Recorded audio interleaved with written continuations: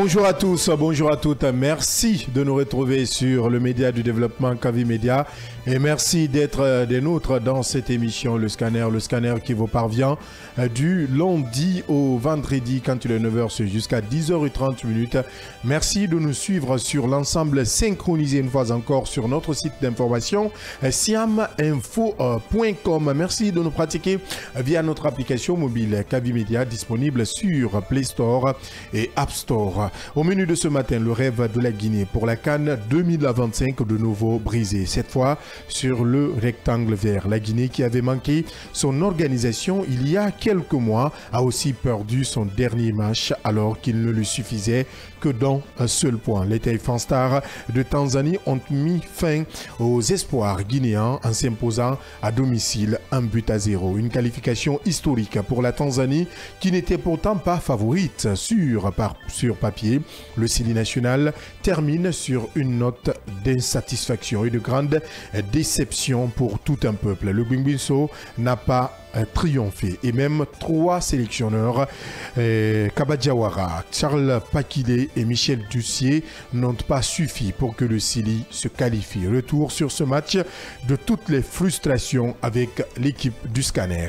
Et on fait une remise ce matin. L'Afrique est toujours citée comme le continent le plus riche, mais l'impression donnée est paradoxale, à la fois inacceptable car la pauvreté augmente en dépit de la croissance économique. Le vieux continent traîne encore les pas et semble avoir du mal à décoller suite à certaines réalités connues de tous. Le chômage, l'accès à la terre, la faiblesse des systèmes éducatifs et les systèmes de santé défaillants. À cela s'ajoute la dépendance extérieure entre autres. La Guinée n'échappe pas à cette réalité ou à ces réalités qui constituent un véritable obstacle pour le développement et qui parle de développement parle d'économie stable. Mais ces réalités citées un peu plus haut ont des conséquences sans précédent et le débat s'impose de lui-même. D'économie instable à l'existence d'une mentalité de survie, de pratiques culturelles et traditionnelles, des manques de compétences, de corruption et des manques de volonté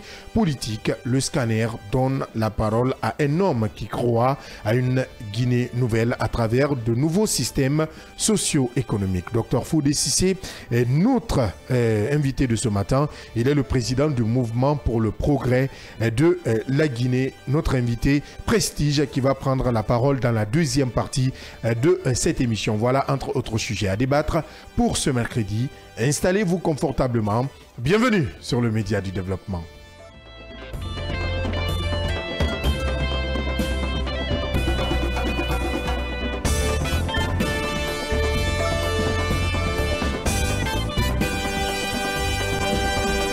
Merci de nous retrouver. Si ça maintenant vous le faites sur la 89.5 sur Kavi TV, l'ensemble synchronisé de nos médias autour de moi, avec moi, les débatteurs de chaque matin qui vous aident à comprendre l'actualité. À ma gauche, cette fois, Mohamed Leba, bonjour.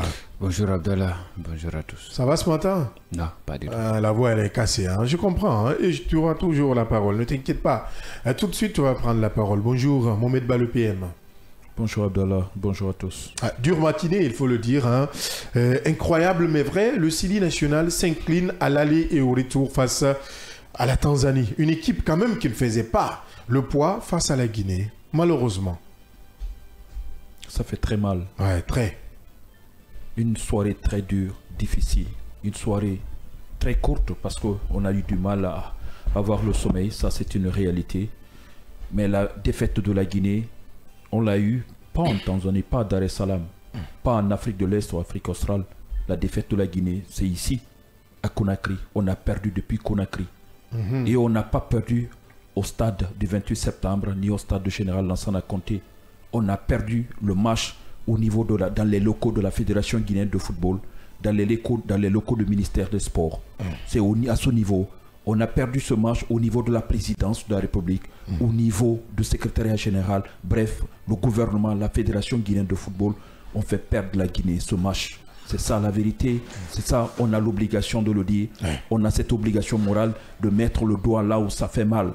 Parce que depuis très longtemps, on a parlé de ces matchs qui doivent être joués à domicile. La dernière CAN, on sait comment ce qui s'est passé. Tous les matchs ont été joués à l'extérieur au Maroc. On n'a pas pris de temps. de réfléchir, de savoir qu'est-ce qu'il faut faire pour qu'on aille vite afin d'éviter ce qui s'est passé. Mais on n'a pas pris ça en considération. On a abandonné l'équipe guinéenne. On a abandonné ce que veut le peuple de Guinée.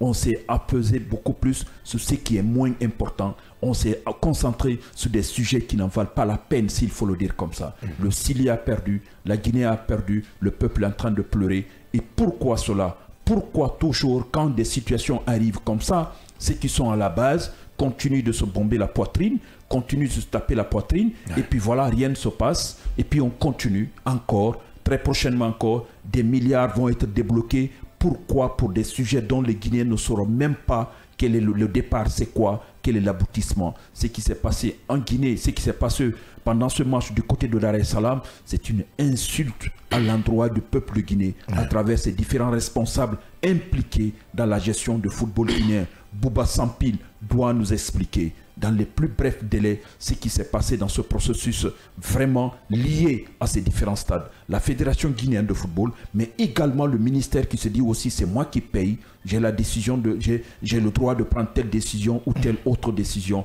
alors qu'on nous dise pas de nous montrer des maquettes des années durant, mais qu'on a du mal à les réaliser. Depuis quel sport aujourd'hui, au niveau de football, qui fait la fierté vraiment de notre pays? Nous savons très bien, c'est difficile. Il y a d'autres sports qui nous rapportent des médailles, qui remportent des compétitions, mais on en parle moins parce que ce ne sont pas des sports, malheureusement, ce ne sont pas des sports qui sont populaires comme le football. Et le sport qui mobilise le monde et qu'on a du mal même à comprendre qui est à côté de moi au stade, qui m'accompagne dans ce café quand je parle de football, il est de quelle ethnie, il est de quel parti politique, il est de quel bord, il est de quelle région. On n'a pas le temps parce qu'on n'a que vraiment une seule vision, une seule valeur, c'est le tricolore national, le rouge, jaune, vert. On devrait mettre tout en place pour que les Guinéens arrivent à tirer au moins quelque chose à travers quelque chose qui nous unisse, qui est le football. Mais malheureusement, cela n'a pas été le cas. Et depuis toujours, le match, on en parlera. On parle de ce match Guinée-Tanzanie. Tanzanie-Guinée. C'est ce qu'on voit. Ce n'est pas là-bas. La Guinée a perdu ce match bien avant les 2 derniers matchs, les 3 derniers matchs. Bien avant même la nomination de Pakile ou je ne sais encore de Michel Ducier. Le match a été perdu ici avant même le début de ces compétitions. Les responsables n'ont pas pu faire quelque chose.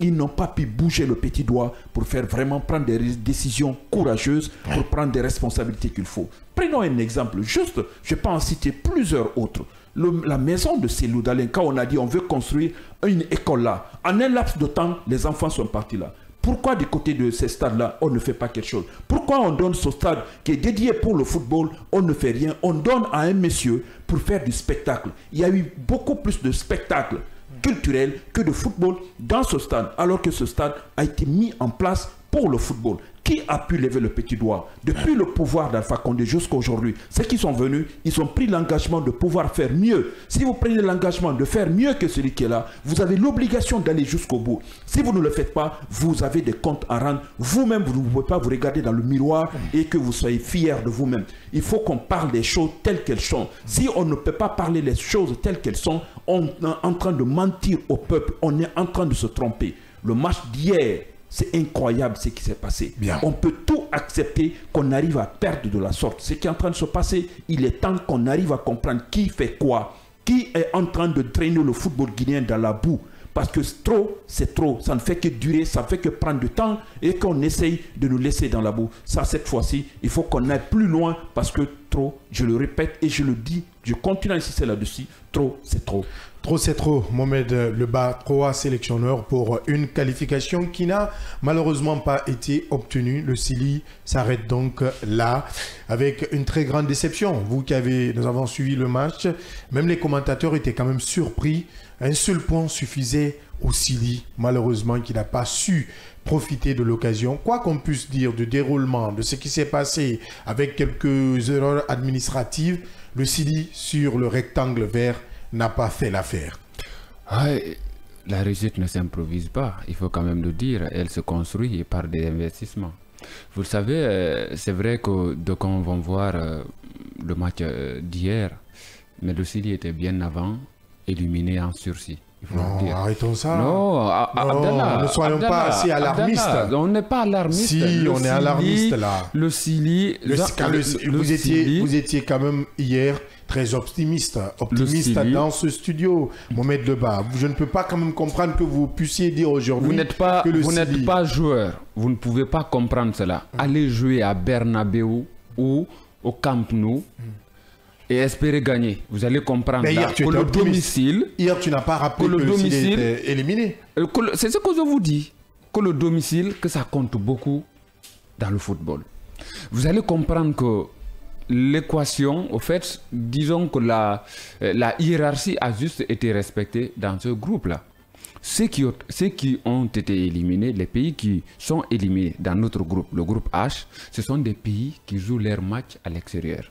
Tout simplement, vous prenez l'Éthiopie, vous prenez la Guinée, ce sont deux pays, c'est-à-dire, disons, qui ont presque pareil problème et qui ont joué leurs matchs domicile à l'extérieur. Le premier match de la Guinée, ça s'est joué au Maroc. Le deuxième match en Côte d'Ivoire, ainsi de suite. Le reste là, tous ces joués là, à part le match d'hier qui s'est joué sur, quand même à Dar es Salaam. Qu'est-ce qu'il faut dire aujourd'hui? Parce que peut-être que c'est un miracle selon certains par rapport au football tanzanien aujourd'hui. Le championnat tanzanien est l'un des meilleurs championnats africains de nos jours. Je vous le dis que c'est le pays... La Tanzanie ne doit pas faire le poids face à la Guinée. Ça, c'est vous qui le dites. Sur papier, c'est... Allez-y aujourd'hui, quand on parle de cette régularité, je vous dis que le championnat tanzanien est l'un des meilleurs championnats, si ce n'est même pas le meilleur aujourd'hui. En termes de discipline, c'est l'un des pays, pour ne pas dire c'est le pays qui investit des millions d'euros, je dis bien des millions d'euros, pour le développement de son football. Tout simplement, ça c'est le football à la base.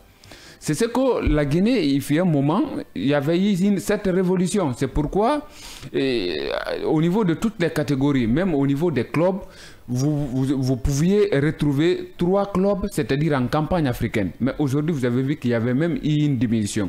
Ça veut dire tout simplement, je suis juste en train de renchérir ce que vient d'annoncer Mohamed. Juste peut-être qu'il n'est pas allé en détail par rapport à cela, mais c'est cela aussi de football. Il faut prendre les joueurs individuellement de la Tanzanie, vous allez comprendre que ce sont des joueurs du championnat. C'est-à-dire ce sont des locaux qui ont joué. Vous allez voir qu'il y a 3-4 joueurs, c'est-à-dire d'un même club. Ce sont des joueurs qui se connaissent. Notre gardien de but, il joue dans ce championnat-là. Il y a assez d'argent. C'est le seul championnat tanzanien, ce championnat à ce jour, qui offre un droit TV de près de $10 000 aux différents clubs. Ça n'existe pas chez nous ici. Les stades qui sont là pour l'organisation des spectacles, tout simplement. Ouais. Ce qu'il faut dire, c'est vrai, nous allons en venir par rapport à la prestation du Sidi National. Il ne faut pas s'en prendre aujourd'hui, parce que j'ai vu beaucoup s'en prendre à l'entraîneur. Nous le savons, les conditions dans lesquelles Michel Dussi a pris cette équipe-là. On ne peut pas réinventer la roue. Ouais. On ne peut pas improviser la réussite. Les joueurs... Hier, la prestation, c'est-à-dire, n'était pas à la hauteur, il faut le rappeler. C'est vrai qu'on va dire non, la CAF a joué sur nous, l'arbitrage, ça n'a rien à voir. Dans le football, il faut toujours s'attendre à cela. Sinon, entre l'UEFA et le Real Madrid, ça ne va pas. Mais le dernier vainqueur, le dernier club européen vainqueur de la Ligue des Champions, c'est bien le Real Madrid. Nous avons vu ce qui s'est passé par rapport au Ballon d'Or. Ça n'a pas marché. Mais le Real Madrid a dit ses vérités à l'UEFA, mais ça n'empêche le Real Madrid de jouer. Parce que le Real s'est dit tout simplement, il faut mouiller le maillot. Quand on nous vole, le monde le saura. Tout simplement, ce qui s'est passé hier, c'est vrai, peut-être qu'il y a eu des failles, mais c'est parce que mentalement, on n'était pas préparé. Non seulement les joueurs n'étaient pas concentrés, parce que vous avez vu, peut-être qu'au même titre que moi, jusqu'à la dernière minute, il y avait même des blogueurs qui étaient avec les joueurs. C'est-à-dire, pour qui tout était permis, qui était même où les joueurs, je peux même oser le dire, où les joueurs dormaient, où les joueurs mangeaient. Ils étaient partout. Pourtant, dans une campagne avec une telle ampleur, les joueurs ont besoin de, disons, de concentration maximum. Est-ce que ça n'a rien à voir? Ça a beaucoup à voir. Vous ne pouvez pas le savoir. Vous n'êtes pas joueur. Contre la RDC, il y avait des blogueurs. Après la victoire, bien après la victoire. Non, avant même. Non, bien après la victoire. Nous étions là, nous sommes là. Ça, il faut le dire. De l'autre côté, par rapport la réussite a beaucoup de parrains. Oui, la réussite a beaucoup de parrains. Aujourd'hui, nous allons dire. C'est que seulement hier, vous avez regardé le match, vous l'avez dit. Si vous avez bien regardé le match, vous allez comprendre combien de fois que les joueurs qui étaient sur le terrain étaient tous sauf des joueurs concentrés. Non. Du début jusqu'à la fin. Mais dès là, on a suivi le match. Aussi, c'est quand même procuré des occasions. C'est vrai qu'on n'a pas réalisé. À part la barre transversale de Madi. Il y avait un penalty qui a été refusé. C'est ce que je vous dis. Regardez le but qui a été marqué. On a eu cette... Regardez le but qui a été marqué. Le gars était cerné par combien de joueurs? Mais il était libre où il était. Non, il n'était pas cerné. S'il était cerné, il n'allait pas pouvoir... Il y avait cette ceinture-là, mais il était libre. C'est-à-dire, il était libre où il est. Mais il y avait Seydou Sow qui était là. Il y avait Song qui était là. Il y avait Kamara qui était là. Il y avait d'autres qui étaient là. Tout simplement parce qu'on était déconcentrés. On était déconcentrés. Le match, c'est la concentration, les 90 minutes. C'est cela. Vous entendez souvent les grands défenseurs, les Ramos et autres dire moindre de concentration, vous allez prendre le but. C'est tout simplement cela. Parce que les attaquants qui sont là, sinon, regardez l'attaquant qui a marqué. Il ne fait pas de taille face à Song, de taille face à Seydou Sow. Tout simplement parce que ces gens-là n'ont pas été vigilants. Ils n'ont pas été concentrés sur ce qui s'est passé. En bref, ça c'est la prestation du Sili national. Mais il faut aussi dire, parce que j'étais en train de parler des matchs joués à domicile. Aujourd'hui, ça fait tellement mal. Vous allez comprendre encore combien de fois, quand on est surtout patriote, que c'est seulement la Guinée qu'on a de commun. Parce que tout simplement, si ça ne va pas, c'est-à-dire ce côté-là, nous le partagerons. Et aujourd'hui, cette douleur de ne pas être à la CAN 2025 au Maroc, nous sommes en train de la partager. Tout simplement, le bouletouf de chacun est ouvert aujourd'hui et le partage se fait gratuitement. Ça, c'est la règle. Abdallah, il faut juste prendre les deux stades. On ne nous demande pas la construction des stades. On nous demande tout simplement la rénovation des stades pour les adapter aux standards internationaux. Tout simplement. Tout simplement, la rénovation. Si vous prenez même l'argent injecté dans l'achat des billets d'avion pour les joueurs, trucs d'hôtel par-ci, par-là, ça seulement, ça peut contribuer à cela. On parle de vulgarisation tout à l'heure, de l'avant-projet. On parle des voyages de l'intérieur du pays, des déplacements par-ci, par-là. Ce sont des choses aujourd'hui, si vous regardez le fonds investi dans toutes ces choses-là, ça peut nous permettre de faire à la va-vite la rénovation de ces deux stades. Le stade du 28 septembre et le stade général Lansana Conté de Nongo. Parce qu'aujourd'hui, on manque de volonté. Nous avons vu avec toutes les maquettes qu'on nous a vendues ici, des rêves, c'est-à-dire des rêves d'organiser la Coupe d'Afrique des Nations, que celle même aujourd'hui qui est donnée, je crois bien, au Maroc, par rapport à cette CAN 2025. Il y a quelqu'un qui nous disait toujours en route pour la CAN. Et aujourd'hui, on nous avait fait comprendre qu'il était bien possible de construire des stades par-ci, par-là, à Kindia, à Labé, ou encore je ne sais pas. Mais aujourd'hui, on n'en parle même plus.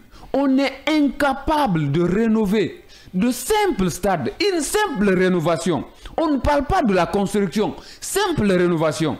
Le stade de Nongo. Écoutez les gars. Pour le stade du 28 septembre, on peut comprendre.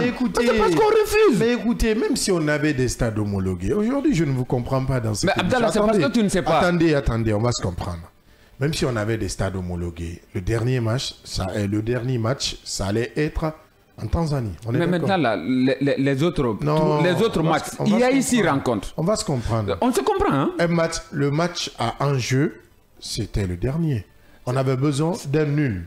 Le match à enjeu, je dis bien d'enjeu, pour la RD Congo n'a pas été le dernier match. Non, je te parle maintenant c'est du ce que je vous dernier, dis. Je vous pose Tanzanie. une autre équation. C'est un match où la Guinée devrait forcément gagner ou un nul pour se qualifier. J'ai parlé déjà de ça par rapport au comportement des joueurs. Bien. Mais c'est que je vous parle en amont. Ça, c'est en aval. En amont, il y a eu ce qui n'a pas été fait. Donc en amont, il ne fallait pas aller. Par rapport. Donc en amont, il ne fallait pas aller. Mais ça ne relève pas de nous. On ne peut pas le faire. Ça, c'est une autre chose. Quand on est engagé dans une compétition, il faut aller jusqu'au bout. Il faut aussi créer toutes les conditions possibles pour mettre les joueurs dans ces conditions-là. Je parle de la rénovation du stade. On ne parle même pas du stade du 28 septembre. Parlons du stade de Nongo. Le stade de Nongo n'avait pas besoin de beaucoup de retouches pour être quand même adapté aux standards internationaux. Aujourd'hui, le stade est tombé en friche parce que tout simplement qu'il y a eu cette négligence. Les gens, chacun se dit que c'est l'affaire de l'autre. La fédération qui est là, il y a le ministère des Sports. À part sortir et nous ridiculiser encore pour dire non, il faut porter ces recours-là à la CAF pour dire tel n'a pas été enregistré. Ça me fait mal que cela vienne des ministres des Sports. Des ministres des Sports. C'est comme si ce qu'on nous a vendu ici, je crois que c'était lors de la CAN 2004 ou 2006, après avoir perdu face au Sénégal, on dit non, il faut attendre, le match sera rejoué. 2006. C'était en 2006. Vous voyez, mais c'est le même scénario.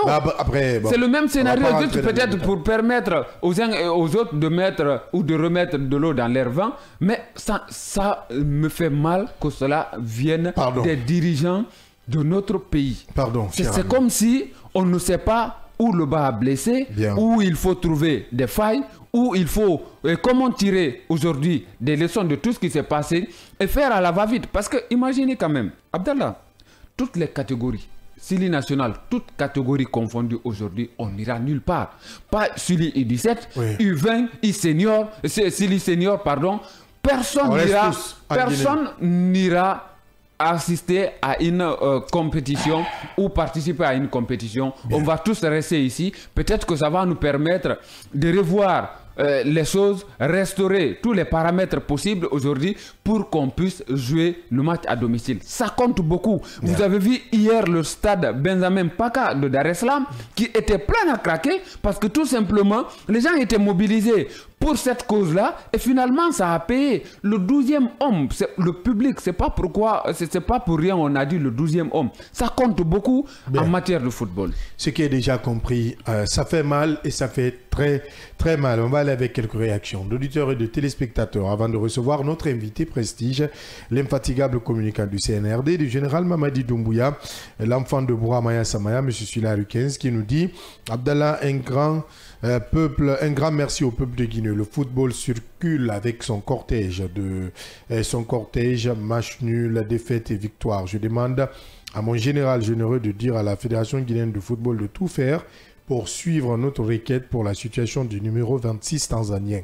Abdallah, qu'est-ce qu'il dit? Il poursuit, il dit, je demande à tous les Guinéens pour le développement de la Guinée, la réussite de cette transition, non, c'est pas à l'ordre du jour de ce matin.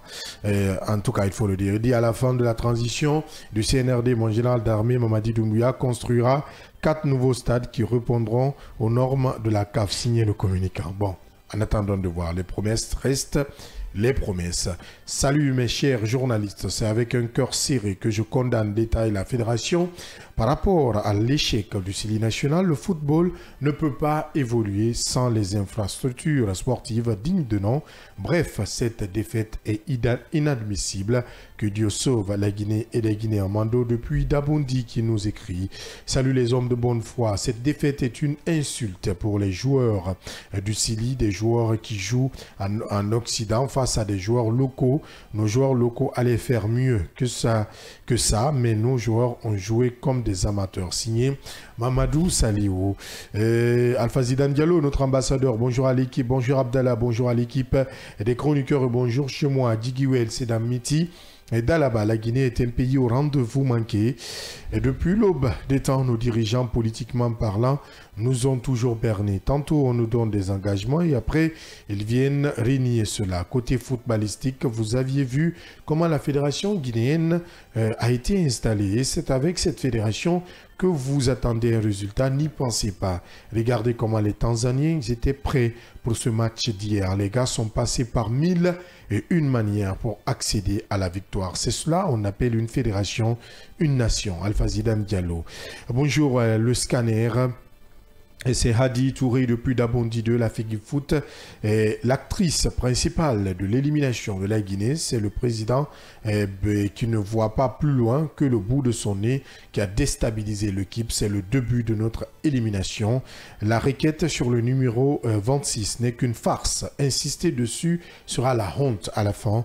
C'est Hadi Touré depuis Dabondi. Les causes qui ont favorisé l'élimination de la Guinée sont l'improvisation et le karma. Allez, bonjour le scanner, c'est Gibril Souma depuis Koyawan qui font Carrefour. Concernant ce match du Sili, il y a certes eu des erreurs d'arbitrage, mais il faut dire que les joueurs ne se sont pas donnés à fond, contrairement au match précédent. Toujours avec les auditeurs et téléspectateurs au stand 629 95 67 deux fois. Bonjour Kavi Média, la défaite d'hier, c'est la conséquence de la malgouvernance de 58 à nos jours. C'est Ibrahima Bari depuis Sonfonia.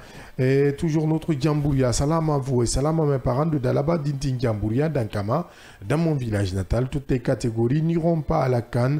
Seul qui reste, c'est la qualification de notre Sili local. Depuis l'arrivée de Bouba Sampil, notre football ne fait que régresser, régresser, écrit-il.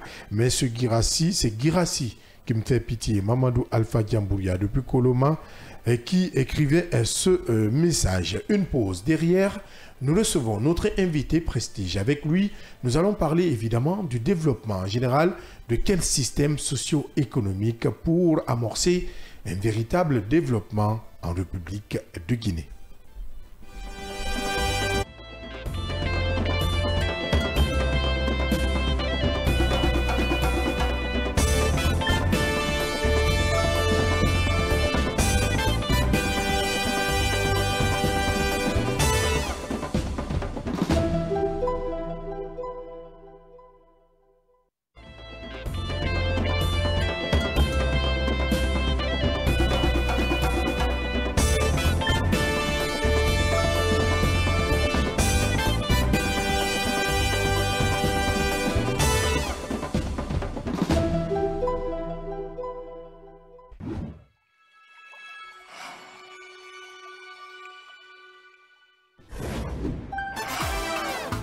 Journée internationale de la jeunesse et journée ville morte en République de Guinée et des questions pour la jeunesse guinéenne. Ah oui, coïncidence heureuse ou malheureuse, je suis déçu, je pense qu'elle est malheureuse parce que c'est vrai que la jeunesse guinéenne aujourd'hui occupe en tout cas à peu près 65%, 70% de la population générale guinéenne, ce qui nous amène à dire effectivement, elle doit se remettre en cause dans son ensemble pour pouvoir comprendre les enjeux qui l'attendent. La jeunesse et le numérique pour le développement durable. Donc c'était vraiment important qu'à l'occasion de cette journée, que toute la jeunesse guinéenne aussi se mobilise, se retrouve sur des espaces, que cela soit des espaces numériques ou des espaces physiques, pour animer des conférences, pour tenir des sessions de formation, de renforcement de capacité, ou encore pour faire des panels, des échanges, permettant vraiment de mettre un focus sur la jeunesse guinéenne. Aujourd'hui, est-ce qu'il faut se retrouver sur la table du dialogue? Aujourd'hui, est-ce qu'il faut éviter le pire pour notre pays qui est déjà économiquement affaissé? Et quand on parle de problèmes dans ce pays, il faut comprendre que nous avons deux types de régimes dont la Guinée a accepté de gérer la vie de la nation, c'est la démocratie. Et quand on parle de la démocratie, nous savons très bien il y a des tiroirs qui se trouvent dans cette thématique de démocratie. Et des éléments, des outils, des matériels qui caractérisent ce qu'on appelle la démocratie. Et quand on parle de démocratie, forcément, il y a ceux qui sont pour, ceux qui sont contre. Cela ne veut pas dire que ce sont des ennemis.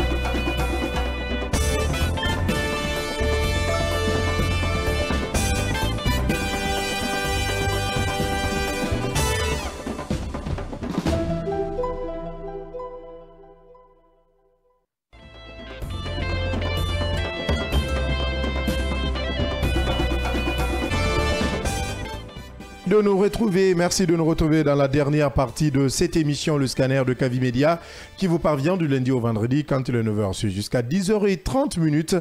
Nous parlons de cet autre sujet. L'Afrique est toujours citée comme le continent le plus riche, mais l'impression donnée est paradoxale, à la fois inacceptable, car la pauvreté augmente en dépit de la croissance économique. Le vieux continent traîne encore les pas et semble avoir du mal à décoller suite à certaines réalités connues de tous. Le chômage, l'accès à la terre, la faiblesse des systèmes éducatifs et les systèmes de santé défaillants. À cela s'ajoute la dépendance extérieure, entre autres. La Guinée n'échappe pas à ces réalités qui constituent un véritable obstacle pour le développement, et qui parle de développement parle d'économie stable. Mais ces réalités citées un peu plus haut ont des conséquences sans précédent et le débat s'impose de lui-même. D'économie instable à l'existence d'une mentalité de survie, de pratiques culturelles et traditionnelles, des manques de compétences, de corruption et des manques de volonté politique. Le scanner donne la parole à un homme qui croit à une nouvelle Guinée à travers de nouveaux systèmes socio-économiques. Il est déjà dans ce studio et sur ce plateau avec nous. Dr Fodé Cissé est président du Mouvement pour le Progrès. Bonjour docteur, bienvenue. Bonjour M. Abdallah. Ça va ce matin? Enfin, aujourd'hui, hier, on a eu du mal à vous avoir à travers des aléas un peu. Mais aujourd'hui, vous êtes là et on parle du développement en général et celui de la Guinée à travers des systèmes sociaux et économiques qui doivent changer pour vous. Pourquoi vous vous accentuez sur cette thématique qui, à vos yeux, est très importante? Et merci à M. Ba et à M. Ba aussi. Hein. Deux Ba, c'est bien, au même studio, c'est très intéressant. Et merci de m'avoir invité sur votre plateau, c'est moi qui suis honoré. Et je commencerai par me présenter. Je suis Dr Fodé Cissé, et médecin de formation, bien entendu. Et j'anime actuellement un mouvement politique, le Mouvement pour le Progrès. Et notre façon de voir, nous l'avons dit qu'une Guinée nouvelle est possible, elle est bien possible. Et c'est partant un peu de tout le chemin que nous avons parcouru et jusqu'où nous nous trouvons. C'est pour nous, ce schéma, le chemin que nous avons suivi depuis belle lurette, les 40 dernières années, pour nous n'est pas un bon chemin. Pourquoi? Et vous savez, les questions de développement sont liées. Ils sont à la fois politiques, économiques et sociales. Ces trois dimensions, pour nous, elles sont inséparables. Et quand vous regardez chez nous, les 40 dernières années, vous faites le scanner, parce que j'aime bien votre émission, le scanner. Vous regarderez que le scanner social, le modèle social n'est pas bon. Le modèle sociétal, on a des problèmes. Comment? Très bien, je m'explique. Hein? Je m'explique. Quand vous prenez notre société, en termes d'organisation, nous sommes dans un type de société aujourd'hui, sur le plan sociologique, qu'on appelle les sociétés de déviance. Parce que, pourquoi de déviance? Nous avons un modèle communautarien qui cohabite avec un modèle républicain. Et quand vous êtes dans des types de sociétés où le modèle communautarien est en train de prendre le dessus sur le modèle républicain, c'est des types de sociétés qu'on appelle des sociétés de déviance. Parce que les normes que nous avons en commun, qui doivent nous lier, elles sont de plus en plus rares. Vous comprenez? Et les normes communautaires sont en train de prendre le dessus en termes de mœurs, en termes de pratiques qui gouvernent ces communautés, sont en train de prendre le dessus sur les normes universelles qui constituent nos lois de la République. C'est pourquoi, quand vous arrivez à une telle société, elle devient désorganisée. Et si vous ne faites pas attention, ce type de désorganisation ont tendance à affecter aujourd'hui notre système politique. Et ça ont tendance à affecter également notre système économique. Vous comprenez un peu? C'est pourquoi il faut, on dit souvent que dans une république, nous, le modèle que nous voulons prévaloir, c'est le modèle républicain. Et comment ça va se passer? Très bien. Le modèle républicain, il faudrait qu'on arrête parce que le modèle communautarien a affecté le système politique. Dès lors qu'il a affecté le système politique, ça a des conséquences sur le système de gouvernance. C'est pourquoi nous voulons que le débat s'effectue autour des projets. Autour des projets. Et que les partis politiques, que le communautarisme soit un peu mis de côté. Vous comprenez un peu? Qu'on a pratiqué pendant très longtemps et qui a affecté nos systèmes politiques, qui a affecté nos systèmes de gestion du pouvoir, et aujourd'hui qui devient une menace pour la République. Nous on dit non à cela. Il faut aller vers un autre modèle, le modèle républicain, où les débats, où les formations politiques doivent se constituer autour des projets de société. Vous comprenez un peu? C'est pourquoi nous on a dit que l'ancien chemin qu'on a emprunté sur le plan politique n'est pas un bon chemin. Et ce qui fait que nous avons du mal aujourd'hui à construire nos institutions politiques. Parce que le terrain qui est là, chacun a tendance aujourd'hui, avec ce réflexe de repli identitaire, ce modèle communautariste-là, chacun se bat pour sa communauté. Alors que la politique, on fait la politique pour la population et non pour sa communauté. Ça, c'est un premier aspect que nous condamnons et que nous voulons maintenant que les uns et les autres fassent la politique pour la population. Parce que la population, elle a changé, elle est en mutation. Parce que personne ne peut me convaincre qu'il y a une ethnie pure ou qu'il y a une communauté pure. Les communautés, d'un moment à l'autre, elles se mêlent. Alors, si on doit constituer, reposer la politique sur la communauté, c'est une chimère. Bien, mais comment comptez-vous arriver à tout cela? Parce que les mots sont innocents. Hein. Aime le rappeler le bas, les mots sont innocents. C'est nous qui donnons, en tout cas, un sens à nos mots, aux mots que nous utilisons aujourd'hui. Comment comptez-vous parvenir à tout cela? Parce que nous avons quand même écouté beaucoup d'acteurs politiques qui viennent avec des ambitions. Nous voulons changer ça. Les autres n'ont pas bien fait. Nous avons de belles idées, mais dès qu'ils sont absorbés par le système, ben, on voit les mêmes personnes hein, dans le système, avec le système et avec les mêmes mots avec AUX. Bon, quand vous dites comment il faut changer ça, c'est un choix que nous avons fait. Nous avons décrit dans notre mouvement politique. Qu'est-ce qui justifie notre mouvement? Et avant même nous avons fait une analyse très simple de la crise que traverse le pays. Parce qu'il faut comprendre d'abord le problème avant de le diagnostic. Il faut le diagnostiquer. Contrairement à ce que beaucoup pensent, ils pensent que cette crise que nous vivons, c'est un événement ponctuel. C'est lié peut-être qu'à un coup d'État. Non. Le coup d'État, c'est un épiphénomène de la crise. D'où vient la crise? Il faut d'abord comprendre la crise. C'est ce que nous avons fait d'abord. C'est une crise organique. Pourquoi elle est organique? Parce qu'elle est dans le développement d'une période historique de notre pays. C'est le développement d'une période historique de notre pays. La crise qu'on a analysée, elle est d'abord dans nos souvenirs.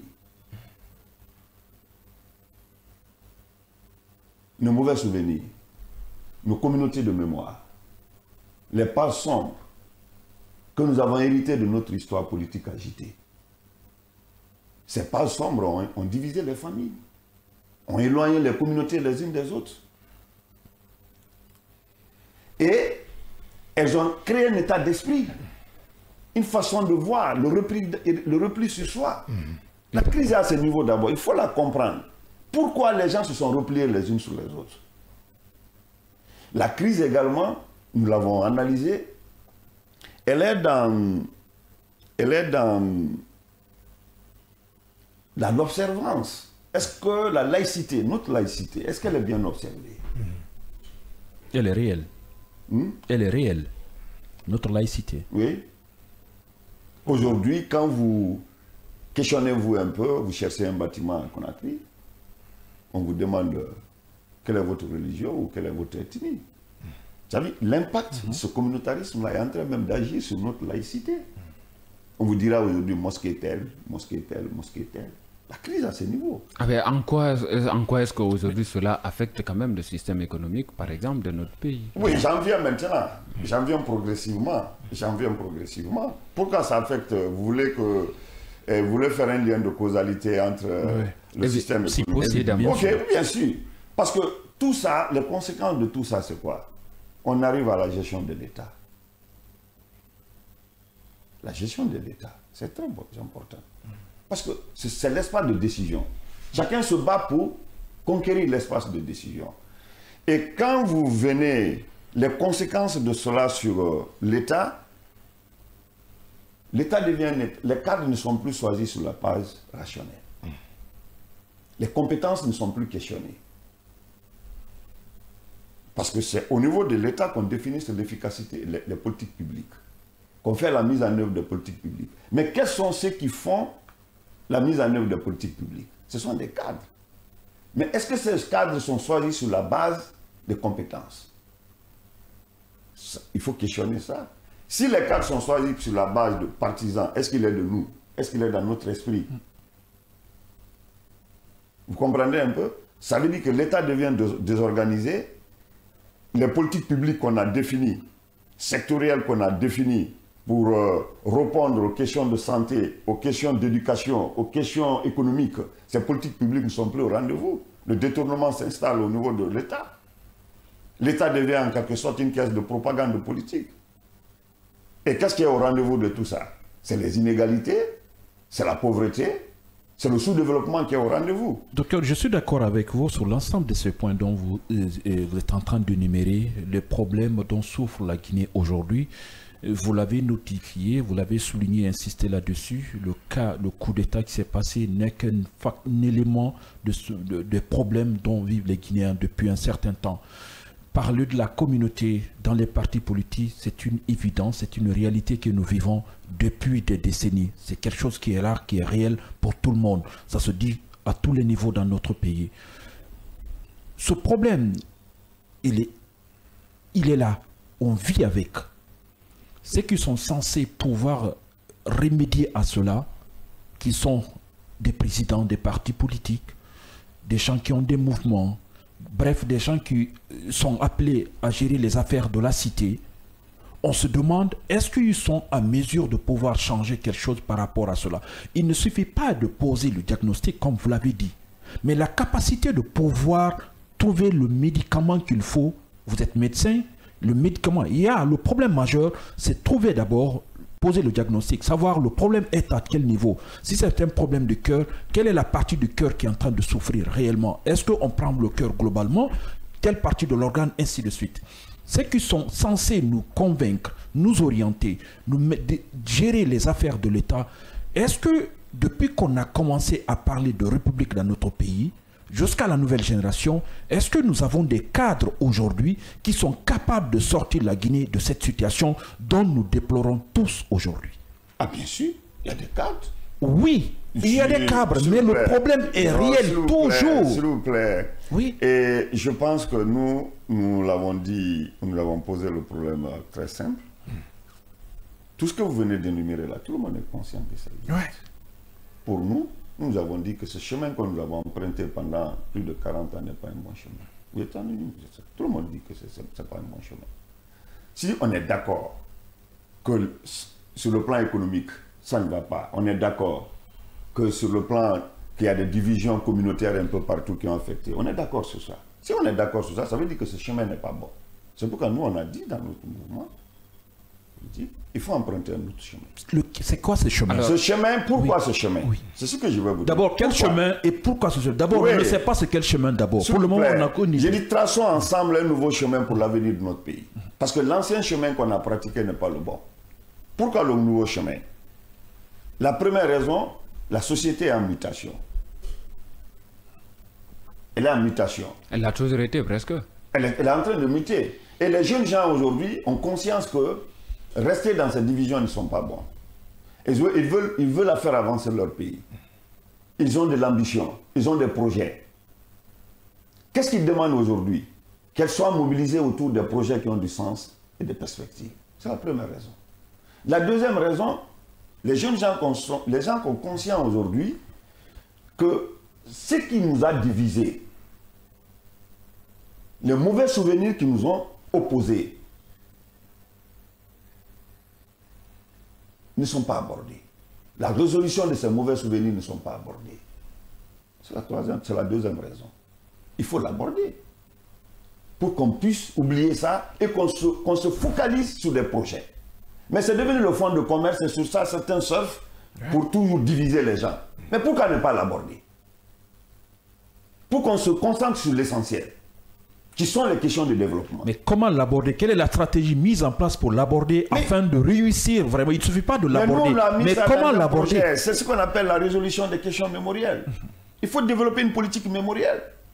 Maintenant, vous, votre politique à vous, c'est ce que nous voulons aujourd'hui que vous dévoilez quand même à ceux qui vous écoutent et à ceux qui vous regardent. Tout ce que nous voulons savoir, la différence que vous allez créer. S'il vous plaît, nous avons élaboré un projet. Très bien. Nous avons élaboré un projet autour de 4 axes. Un projet de développement du pays autour de 4 axes. Le premier axe, nous avons dit qu'il faut construire une nation. Une nation. Dans notre diversité. Et la construction d'une nation passe obligatoirement par la résolution des questions mémorielles. Les mauvais souvenirs que nous avons ensemble, là, qu'on les oublie. Je vous donne un exemple de mauvais souvenir. Moi, je suis né à Zérékoré. Dans les années 91, vous avez vu l'affrontement entre 2 communautés là-bas. Vous comprenez? Le micro. Qui a fait trop de morts. Et aujourd'hui, le problème demeure. Les 2 communautés se méfient les unes des autres là-bas. Il y a une poudrière. Il y a une poudrière en attente là-bas. Oui. Mais qu'est-ce qui nous empêche aujourd'hui d'aborder ces questions et de l'évacuer? C'est un exemple que je vous donne. Vous comprenez? Parce que tout ce qu'il faut planter, quelles que soient les activités économiques que vous allez planter sur un terrain qui est toxique, que vous n'avez pas désinfecté, cet arbre-là ou ce grain-là ne poussera pas. C'est ce métaphore que nous avons fait au niveau de notre projet. Il faut d'abord le terrain guinéen, il faut le pacifier, il faut le désintoxiquer, il faut essayer de créer un état de cohésion entre la population. Tous ces mauvais souvenirs que nous avons devant nous, que nous puissions l'oublier ensemble. C'est par là qu'on peut construire une nation.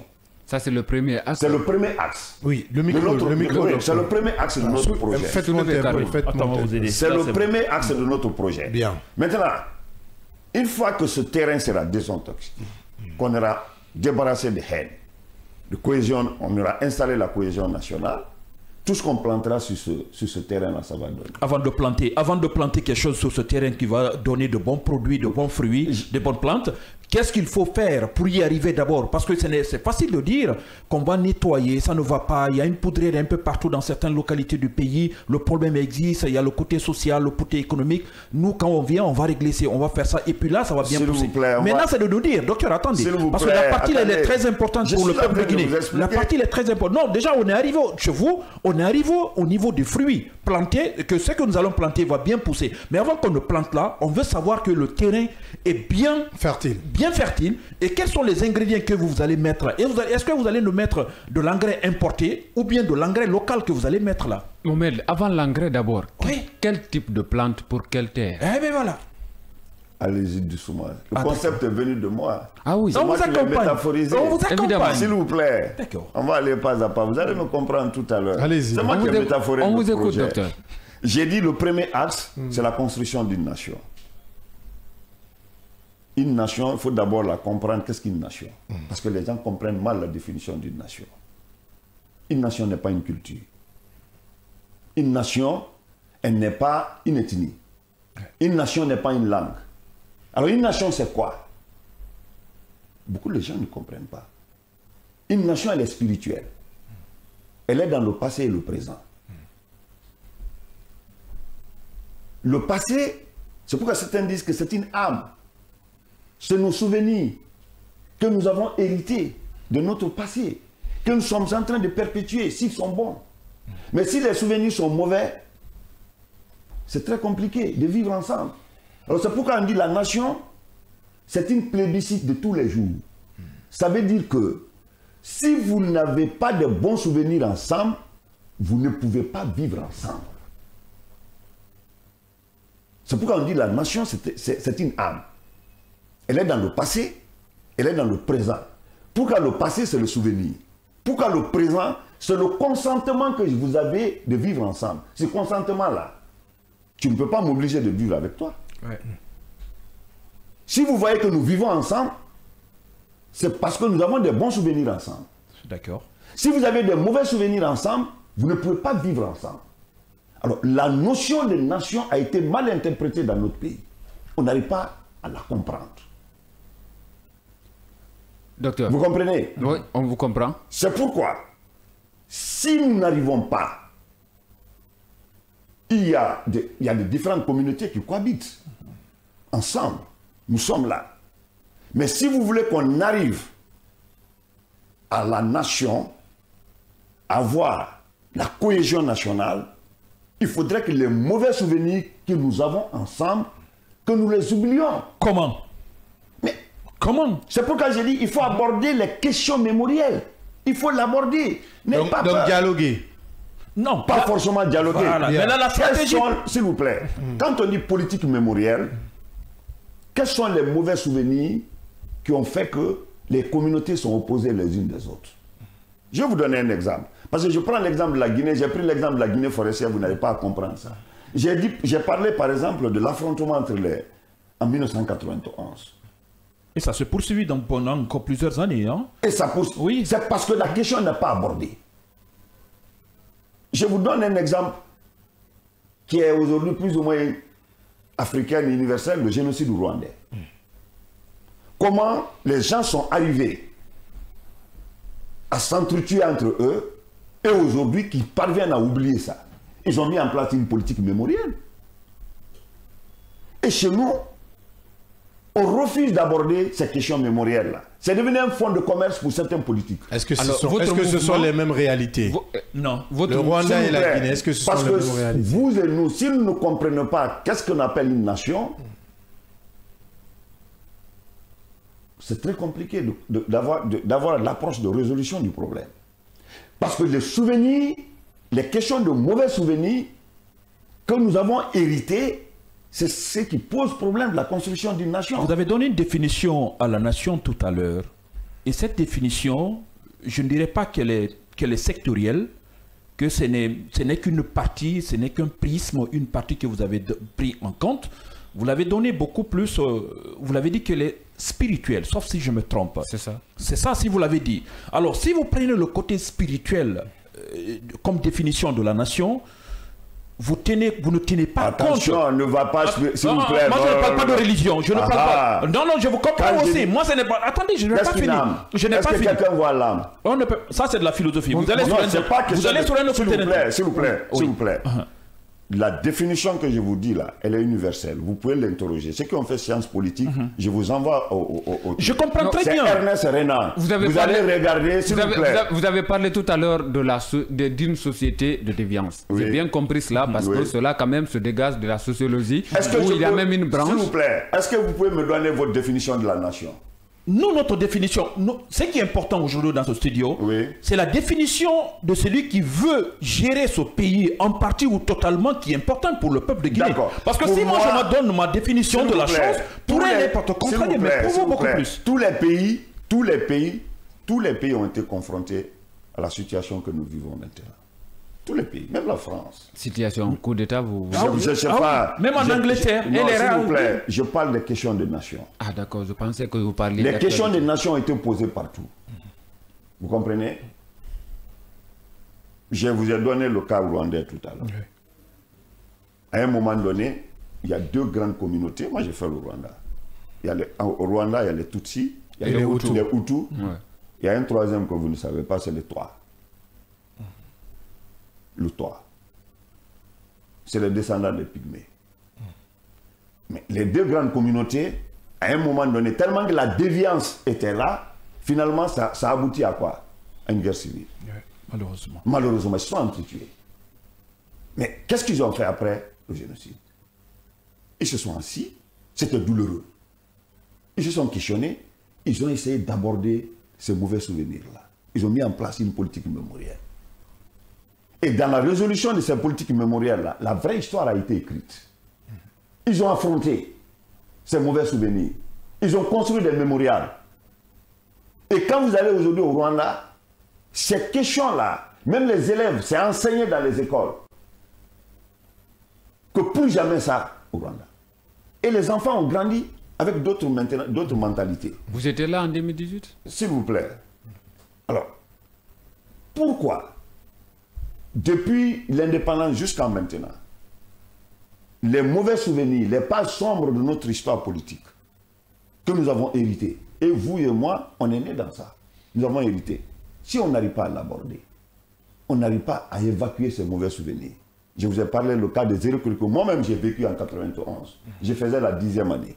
Et qui demeure aujourd'hui dans la société. Docteur, on est bien d'accord avec vous. Alors, quand vous dites aujourd'hui qu'il faut aborder cette question. Il faut l'aborder. Mais comment? C'est que... Parce que... Pourquoi réussir? Quand on dit qu'il faut l'aborder... Acceptez juste que je vous pose cette question. Pourquoi on vous demande aujourd'hui comment? Parce qu'il y a beaucoup qui se sont heurtés quand même. C'est-à-dire des difficultés et finalement qui avaient aussi beaucoup de superlatifs comme vous le dégagez tout à l'heure, aujourd'hui, ce matin dans ce studio. Vous comprenez? Oui. Mais est-ce que vous, d'abord, vous avez les moyens de vos politiques ou bien vous attendez tout simplement d'accéder à la magistrature suprême pour dérouler ce que vous êtes en train de nous enseigner ce matin? S'il vous plaît, ce n'est pas forcément d'accéder à la magistrature Exactement, suprême. Ça c'est vrai. Ça rentre dans le cas. Le simple fait aujourd'hui de poser le débat, attirer l'attention des gens là-dessus, pour dire les mauvais souvenirs que nous avons, si on n'arrive pas à l'évacuer ensemble, ça pose problème.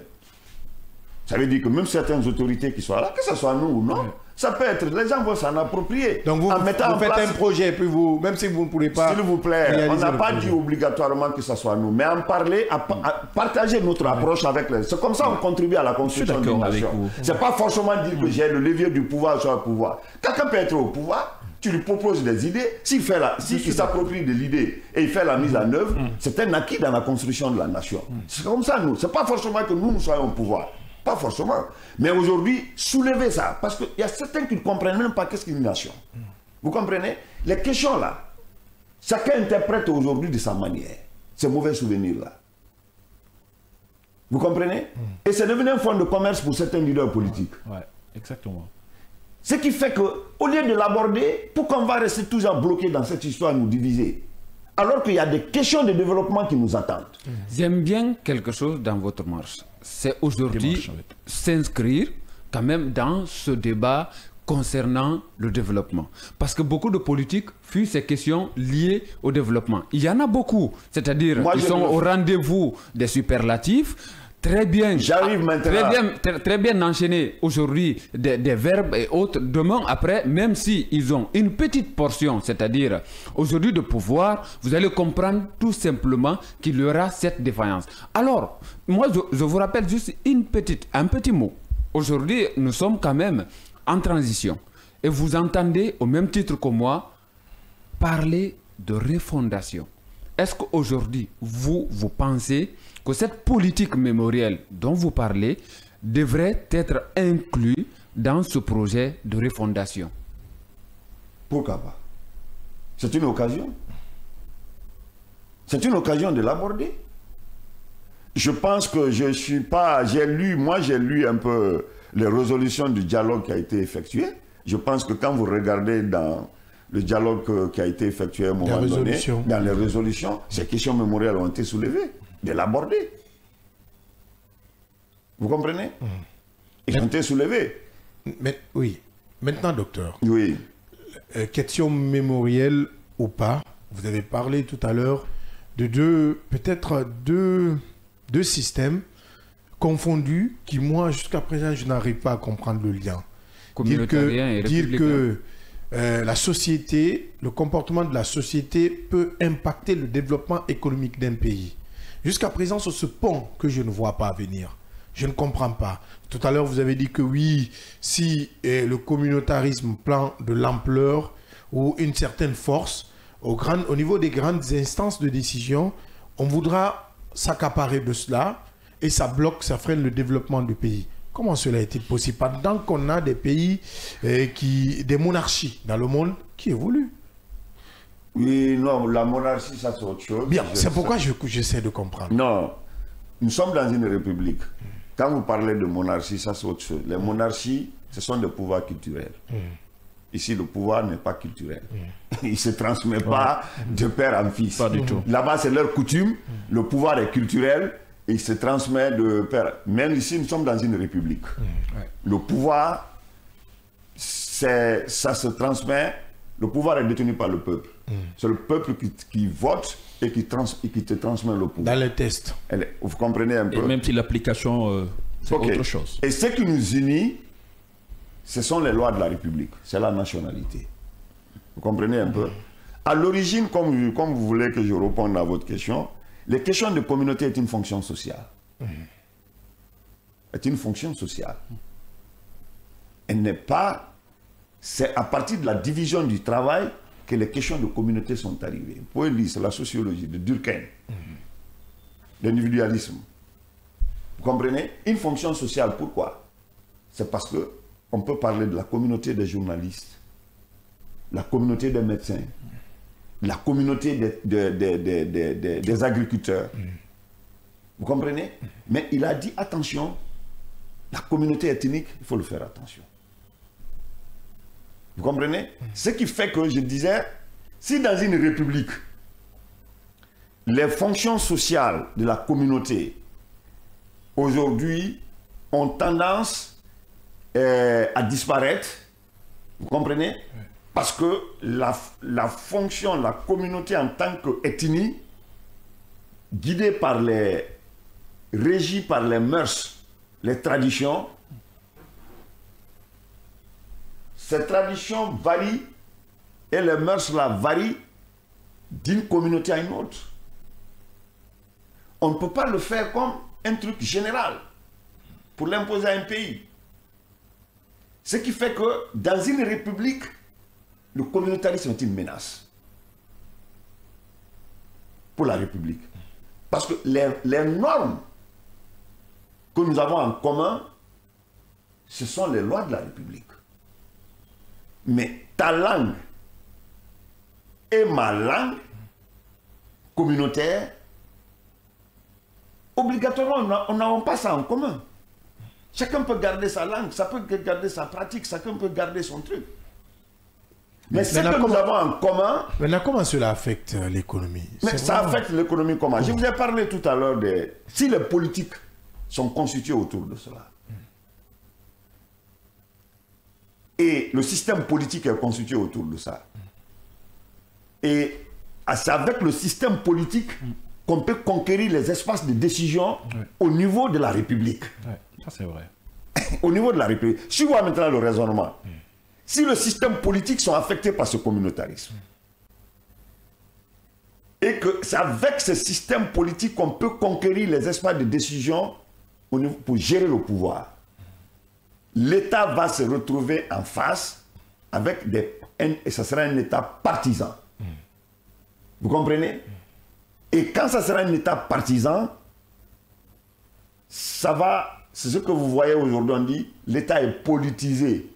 Mais est-ce qu'il est possible, qu'il est possible que la République se développe, s'épanouisse, sans tenir compte de la communauté ou des communautés dans une république? Bien sûr. En faisant comment? Regardez, c'est très simple. C'est des lois d'abord qu'il faut prévaloir, les lois qui nous rassemblent, qu'il faut prévaloir.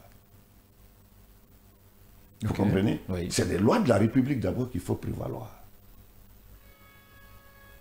Nous sommes arrivés à un niveau aujourd'hui, il faut regarder un peu les organisations régionales. Avant, est-ce qu'elles existaient? Les coordinations? Les coordinations, elles existaient? Non. Elles n'existaient pas. En tout cas, pas de façon officielle. Pas de façon officielle. Bien. Elles n'existaient pas. Mais Et regardez aujourd'hui, partout elle existe. Elle a même morcelé certaines communautés. À l'intérieur d'une même communauté, tu vas voir des coordinations différentes. Elles ont quelle fonction sociale? À caractère réellement d'intérêt général. Il n'y en a pas. Est-ce que dans ce cadre, ce S'il n'est vous pas... plaît. Est-ce que c'est... Attention, parce que là, la partie là, elle est très importante. Allez-y. Par rapport à ces communautés, par rapport à ces organisations sociales à la base que nous connaissons dans nos différentes préfectures, est-ce que ce n'est pas la politique qui a affecté la vie de ces organisations régionales dans nos différentes préfectures, en Moyenne-Guinée, en Haute-Guinée, en Guinée forestière, en Basse-Côte? Ce sont des organisations qui existaient depuis toujours, je peux le dire comme ça. Mais les partis politiques, les leaders politiques, qui n'ont pas eu de véritable programme de société, se sont basés sur ces organisations à la base afin de pouvoir influencer la communauté à la base. Je pense que ces organisations n'ont pas crié de dire que il faut nous impliquer dans vos actions politiques. Ils étaient toujours là, ces organisations étaient toujours là, s'il faut le dire comme ça. Et elles se disent même apolitiques. Elles existaient toujours, pas politiques. Mais ce sont les acteurs politiques qui sont en crise de véritables projets de société, se sont basés sur ces organisations à la base, nos communautés, et puis voilà, on leur a donné du poids. L'exemple, on a vu à un moment donné ici, on nomme un ministre qui ne veut pas ce poste, la communauté se déplace pour influencer le président afin qu'on change.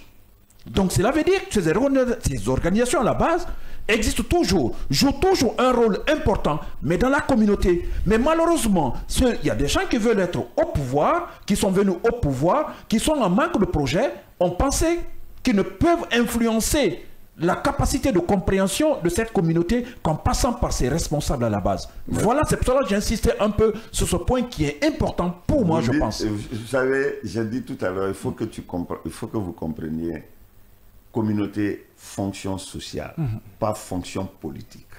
S'il vous plaît. Fonction sociale. Une communauté qui s'organise, par exemple la communauté des médecins, la communauté des agriculteurs, pour aller développer l'agriculture chez eux. Mais elle doit être acceptée, c'est des bonnes pratiques. Vous comprenez? Une communauté qui s'organise pour donner de puits dans son village. Moi, j'ai été pendant longtemps agent de développement à la base. J'étais directeur préfectoral de la santé. J'ai vu des communautés à l'œuvre qui sont en train de développer leur localité parce que l'État est défaillant. Mais ce qu'on condamne dans une république, c'est lorsque des communautés ethniques se mettent ensemble en politique. C'est ce qui est dangereux. Voilà, c'est là-bas ce problème. C'est ce qui est dangereux dans une république. S'il vous plaît. Cela n'est-il pas lié aujourd'hui au fait que les politiques se sont rabattus sur les communautés? Mais on dit la même chose. Pourquoi je t'ai dit, pourquoi les politiques, ils ont fait de ça un fonds de commerce. Et pourquoi ils ont fait de ça, pourquoi ils manipulent les communautés? Maintenant, comment il faut mettre fin aujourd'hui à ça? Ce sont les mauvais souvenirs. Quand quelqu'un descend aujourd'hui à Zérekori, je donne le cas, je vais prendre le cas de Zérekori que je maîtrise bien. Quelqu'un descend aujourd'hui à Zérekori. Il s'adresse au Konyanké. Il dit, je suis un de vous. Votez pour moi. Ça s'est passé tout à l'heure. Hein? Ça s'est passé il y a quelques semaines. Vous votez pour moi. Je suis votre leader. Et il ne voit pas les autres communautés. Qu'est-ce que ça renvoie? Ça veut dire qu'il est en train de surfer sur le trou. Ça veut dire que la séparation qui est entre les deux communautés. Ou les communautés qui s'y trouvent. Comme il sait qu'il y a un mauvais souvenir entre les deux communautés qui sont là, lui vient seulement, il s'adresse à une communauté.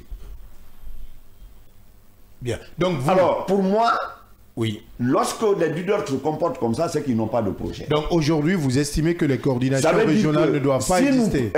J'insiste, si nous évacuons les mauvais souvenirs qui existent entre les communautés, beaucoup de partis politiques vont disparaître en Guinée. Alors, le deuxième Vous savez pourquoi? Parce qu'ils n'auront plus de fonds de commerce. Donc les coordinations régionales doivent aussi disparaître pour vous, officiellement? la dernière fois, j'ai vu dans un journal, on en a discuté, quand on m'a dit que non, il y a certains partis politiques qui ont 80% de leurs membres de trucs. J'ai dit, mais écoute, qui donne l'agrément? Le MATD. Qui donne l'agrément de ces coordinations ethniques régionales? Le MATD. Leur source de problème. En fait, le MRTD doit prendre ses responsabilités. Non, mais souvent, quand même, souvent, il est facile de tirer. On est sur le premier axe là. Je ne suis même pas allé sur le deuxième axe. C'est pourquoi je voulais que vous relanciez sur le deuxième axe. Vous comprenez? Oui. Pour nous, lorsqu'on va régler tous ces mauvais souvenirs qui existent entre les gens, ça va nous aboutir à quoi? Ça va nous amener à apaiser la situation politique. Les gens vont choisir leurs responsables librement sur la base de projets. Vous comprenez un peu? Et là, on va asseoir une institution, des institutions politiques stables. Parce que pourquoi aujourd'hui on n'arrive pas à avoir des institutions politiques stables? Parce que c'est sous fond de manipulation communautaire que les lois sont violées. Et ça fait que les institutions pour lesquelles nous mettons en place, ces institutions n'arrivent pas à tenir debout. Souhaitez-vous être président de la République? Vous pensez à l'instabilité ou parce que c'est seulement ces institutions ne sont pas fortes? Parce que la stabilité de ces institutions-là et être forte, je crois que c'est deux choses aussi différentes. Elles peuvent être stables. La frontière n'est pas mince. Il faut comprendre un peu. Vous savez, quand tu analyses la crise guinéenne, comment les lois fondamentales, sur quel fond les lois fondamentales ont été violées? Depuis l'indépendance jusqu'à aujourd'hui, nos lois fondamentales, qui sont la base de nos institutions. Lorsqu'on vote, un président est là, tout est bien. Qu'est-ce qu'il fait? On dit, laissez-le terminer son travail. C'est sur la locale de combine communautaire. Ton pied, mon pied, on l'a entendu ici. Oudé, on a entendu dans ce pays. Tout ça, ça ne favorise. Finalement, les institutions sont mises en place, mais la population n'a plus confiance aux institutions.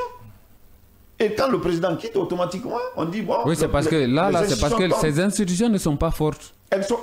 Oui, elles ne sont pas fortes parce que pourquoi j'ai dit forte ou stable. La frontière n'est pas longue, c'est la même chose. Vous comprenez? Pour nous, il faut qu'on quitte. Tout ça, ce sont les conséquences du communautarisme.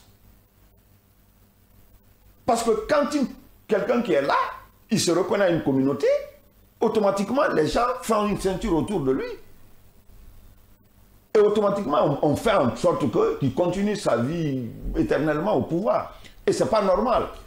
À vous entendre, docteur, j'ai l'impression que le Sénat sera un véritable problème pour votre analyse. Non, on l'a dit, hein. Non, le Sénat sera un problème pour votre analyse, parce que le Sénat est composé de coordination et autres. On a dit que ce n'est pas normal. Ça ne contribue pas à la construction d'une nation. La mise en place du Sénat. Non, pas forcément la mise en place du Sénat. Sa composition. Mais sa composition, il faut voir un peu ça. Parce que tout ce qui peut amener au communautarisme, à l'identité, il faut en faire attention. Mais vous, personnellement, quand vous repoussez cela, je me demande, la seule question que je vais poser d'abord avant de développer, est-ce que vous aspirez à être président de la République dans ce pays? Pourquoi pas? Vous n'avez pas répondu. Oui. Vous n'avez pas répondu. Vous avez renvoyé la question. Vous n'avez pas répondu à la question. J'ai dit pourquoi pas? Non, vous avez renvoyé la question. Vous n'avez pas répondu à la question. Est-ce que vous aspirez à être président de la République dans ce pays? J'ai dit, on mène le combat politique, pourquoi? Non. Vous n'avez pas répondu à la question. C'est une autre question que vous posez. Vous ne répondez pas. Merci. Docteur Cissé, est-ce que vous voulez être président de la République dans ce pays? Mais quand j'ai dit pourquoi pas, ce n'est pas une réponse. Ce n'est pas une réponse. Vous posiez une autre question. Vous ne voulez comment voulez-vous que je réponde? Par oui ou par non? Oui. Bien. C'est fini. Alors, très bien. Maintenant, c'est bon, on passe maintenant. Maintenant, si c'est le cas, où votre vivier électoral, c'est-à-dire des gens qui vont voter pour vous, la base, parce que partout dans le monde, pour toutes les formations politiques, il y a une base électorale quelque part qu'on appelle vivier électoral. Vous allez l'avoir où? En Guinée.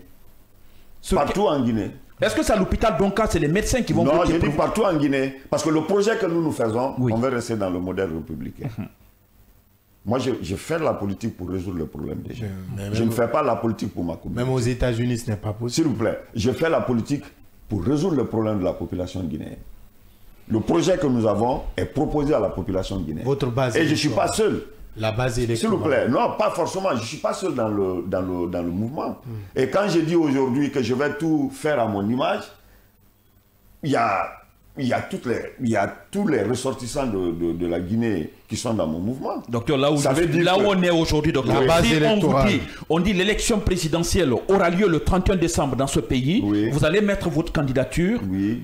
Et qu'on fait les votes, là vous êtes maintenant, qu'on commence à voter, le nombre de votes pour vous, ça serait du côté de Zérékoré. La première ville d'abord. Oh, regardez. C'est naturel. S'il vous plaît. Ce n'est pas une question ethnique, c'est naturel. Non, attendez. Il faut qu'on aille doucement. Si je vous écoute, docteur, allez-y. On va aller doucement. Est-ce que si j'ai dit aujourd'hui, c'est Zérékoré seul qui va me faire gagner? On parle de base. Parce que c'est là-bas S'il où vous vous plaît, êtes beaucoup connu. attendez. L'approche que nous voulons mener, s'il vous plaît.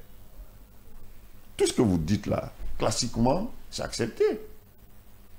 Parce que vous voulez me ramener un peu au communautarisme et moi je ne veux pas... Non, on n'a pas parlé de C'est vous qui voulez vous en... Non, mais ça peut être le communautarisme naturel. Hein? Naturel, naturel. Elle n'est pas naturelle. Non, naturel. Naturel et autorisé. Naturel et autorisé. On va s'écouter. La première appréciation d'abord, c'est sur nous. On va s'écouter. On va Allez-y, il faut bien lire les documents. Non, on ne parle pas de documents. S'il vous plaît. D'accord. La science, quand je dis bien la science, moi je parle de la science. Moi, je ne fais pas de trucs d'opinion, je ne suis pas là-dedans. Quand je te parle, moi, je te donne des références. Les questions d'opinion, je ne rentre pas là-dedans. Parce que l'opinion, c'est un peu d'intérêt, un peu plein de choses derrière. Moi, je suis un homme scientifique. Parce que les questions, les outils scientifiques ont manqué à ce pays. Pour résoudre, on est dans les questions d'opinion. Je vais vous définir ce que c'est qu'un homme. L'homme est une croix. Que vous ne le savez pas. On est avec une conscience.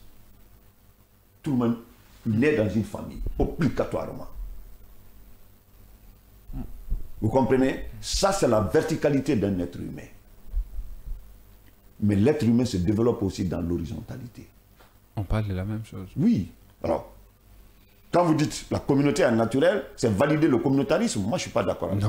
S'il vous plaît. Ça n'a rien à voir. Vous venez déjà d'appuyer ce qu'on a dit. Ne pas me dire que c'est naturel. Parce que en fait, le fait que vous soyez aimé par votre famille, c'est naturel. Regardez. Le fait que vous soyez, qu'on vous choisisse dans votre famille ou dans votre localité, c'est presque naturel parce qu'on vous connaît. Tout projet que vous allez vendre, on va dire non, mais d'ailleurs, c'est un fils de chez nous. C'est difficile qu'ils nous vendent quand même un mauvais produit. Ça, c'est naturel.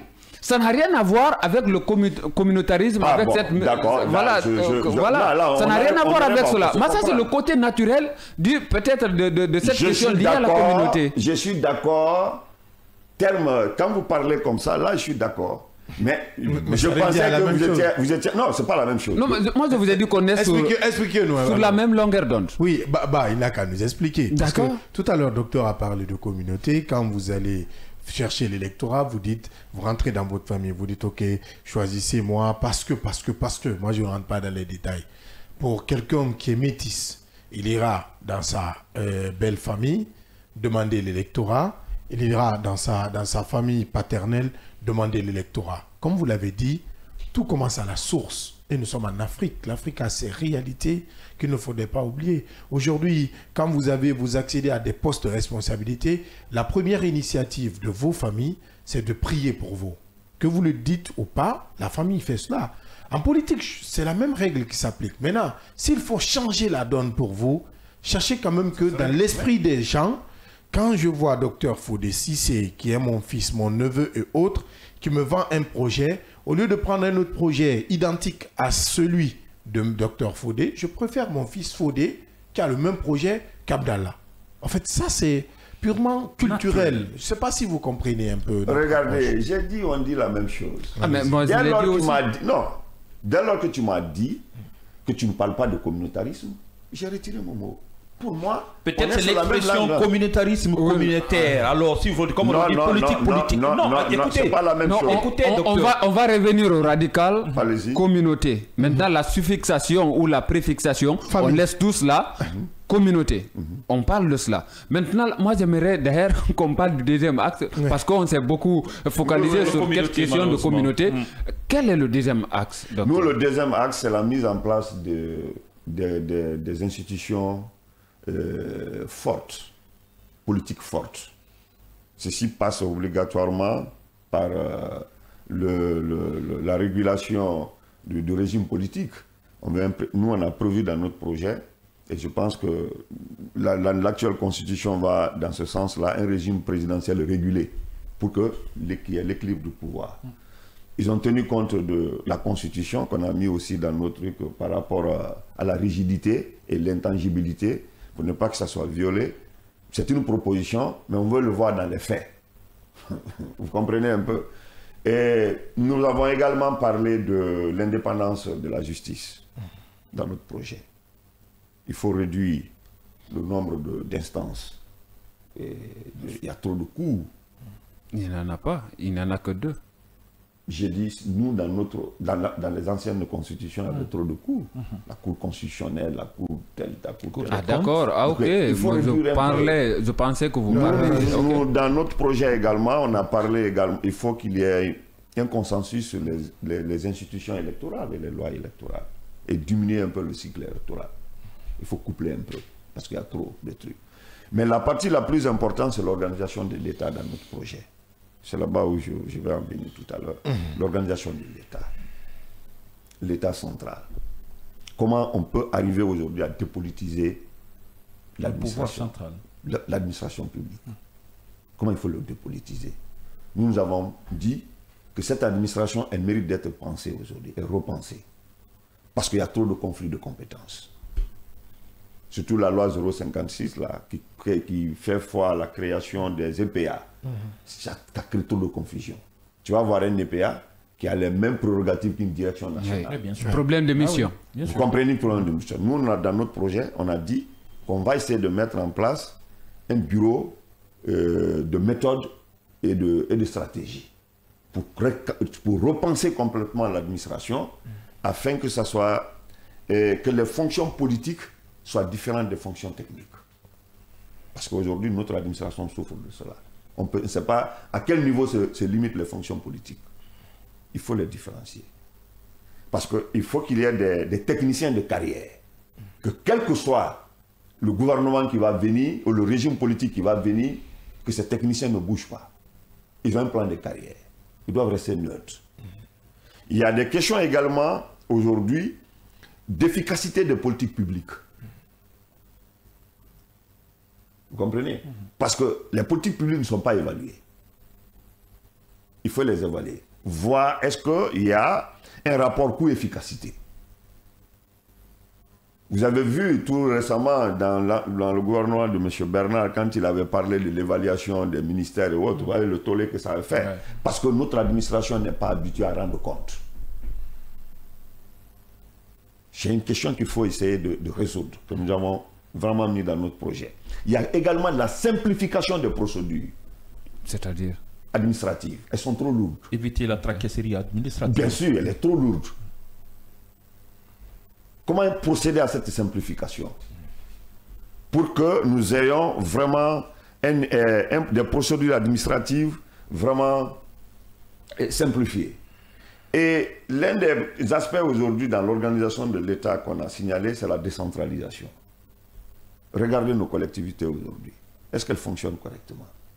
Est-ce que la décentralisation, elle est effective?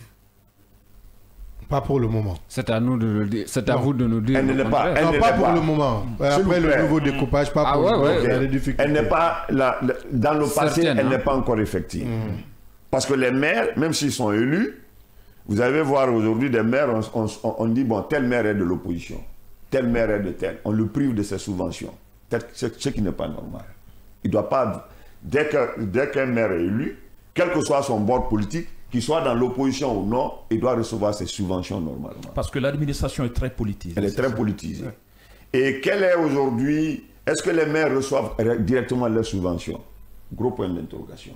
Il y a trop de structures qui sont entre les élus et l'administration centrale. On appelle le type de décentralisation une décentralisation marionnette. On fait semblant de décentraliser, mais les gens gardent les cordes pour manipuler la base. Nous, on veut, dans notre projet, que les maires soient autonomes, qu'ils soient libres, qu'ils reçoivent les subventions et qu'ils mettent en œuvre leur politique pour que la décentralisation elle soit effective. Ça, c'est le deuxième axe de notre projet. Maintenant, le troisième axe, c'est la gouvernance économique et résiliente. Pourquoi une gouvernance? Parce que, regardez notre modèle économique. Le modèle économique de la Guinée, depuis l'indépendance jusqu'à maintenant. Il faut revoir le modèle économique. Parce que le modèle économique que nous avons... Est défaillant? Bien sûr. C'est un modèle économique colonial. C'est l'économie de rente, tout le monde le sait. Une économie de rente, c'est quoi? Elle est basée sur les matières premières. On extrait, on envoie. Les caractéristiques d'une économie coloniale, c'est quoi? C'est l'endettement excessif. Les caractéristiques d'une économie coloniale, c'est quoi? C'est la grande fonction publique, grande employeuse qui est là. L'État est présent partout. Oui, l'État devient l'employeur principal. L'État devient l'employeur principal. Oui. L'État est présent partout. Comment lier aujourd'hui ce système économique à l'actualité? Oui, nous on veut quitter ce modèle-là. C'est un modèle colonial. Qui vous semble caduque? C'est dépassé, qui ne répond plus aux préoccupations de la population. Mais qui marche dans d'autres pays. Et nous on veut aller vers un modèle alternatif. Mais qui marche dans d'autres pays. Comment ça marche? Nulle part, pour me dire des pays en Côte d'Ivoire. Des pays de pétrole, en Côte d'Ivoire. La plupart des pays, si vous regardez, Rwanda, les premières, non, la Russie. Laisse-moi vous expliquer. Pardon, faut pas aller. Moi, je vous parle après, on va venir à votre... Nous, on veut aller vers un modèle alternatif. Le modèle alternatif qu'on veut, c'est quoi? C'est un modèle d'économie diversifiée. Mais cette fois-ci, qui repose sur quoi? Sur un secteur privé fort. Un secteur privé fort. Et nous voulons aller vers une croissance endogène, parce qu'on ne veut pas dépendre trop de l'endettement. Vous comprenez un peu? Et quand vous avez un secteur privé fort dans une économie, vous allez premièrement redonner confiance aux jeunes gens aujourd'hui qui sont au chômage. Parce que l'État ne peut pas employer tout le monde. Vous allez redonner confiance à qui? Vous allez donner confiance à 60% de nos populations qui se trouvent au monde rural. Parce qu'il n'y a pas de politique agricole adaptée qui doit s'adosser au secteur privé. Vous allez redonner confiance à qui? À nos entrepreneurs qui aujourd'hui, avec les passations de marché qui se passent dans la plus grande opacité, vous comprenez un peu, nos entreprises manquent aujourd'hui. Ils n'ont pas les marchés. Et ça fait que l'économie guinéenne se trouve dans la main des clans mafieux ou des entreprises étrangères. Bien. Alors voilà un peu le second, le deuxième axe. C'est l'axe économique. Malheureusement, et le troisième axe. Malheureusement, on a en quelques secondes, parce qu'on n'a qu'une minute pour clore. Et le troisième axe et le quatrième de notre projet, c'est une gouvernance sociale inclusive. Bien. Et la gouvernance sociale inclusive passe obligatoirement dans notre projet par le capital humain. Comment valoriser le capital humain? Bien. La refondation de l'école. Ce qui est la refondation de l'école ou la refondation de l'État? Non, la refondation de l'école. L'école, le système éducatif. Ce qui est très bien compris. Dr Foudi Cissé était notre invité de ce matin. Il est le président du mouvement pour le progrès de la Guinée, forcément. Merci, docteur, d'être passé dans cette émission. Merci beaucoup. On aurait bien voulu élargir ce débat, mais la radio, c'est l'heure, la télé également, et vous l'avez compris. C'est à moi de vous remercier, et je souhaiterais qu'on aille, parce que le temps est trop court. On a 1 heure. Hein. Il faut, oui, s'il vous plaît. Oui. Parce que la thématique, il faut essayer de le structurer. On va aller thématique par thématique. Il n'y a pas de souci. Le jour où vous nous invitez, on va parler de la problématique, la gouvernance économique. Bien. Là, qu'on se focalise sur la gouvernance économique, là, on peut aller en profondeur. Bien. Mais on ne peut pas scanner toute la vie politique en 1 heure du temps. Hein. C'est parce qu'on a pris assez de temps avec le premier axe. Ce qui est déjà compris. Merci à Mohamed Leba. Merci Abdallah. Merci à notre invité. Merci à tous. Merci Mohamed Ba, le PM. Merci Abdallah. Merci à Dr Cissé d'être passé. Merci à l'équipe technique du jour. Kandé Sankon, l'enfant de Sira Modia qui nous a accompagnés côté radio, à la télé, Melika Sitaou. Tech, Salimatou Sissé, Assanso nous ont accompagnés de ce côté grâce à la réalisation de Michel Ouamounou. Côté production, nous a accompagné Moussa Adramé. À tous et à toutes, auditeurs et téléspectateurs, merci de votre fidélité. On se reprend demain, même heure, même fréquence, avec la même énergie pour d'autres sujets d'actualité. Pourquoi pas d'autres acteurs sur le seul et l'unique média du développement en République de Guinée.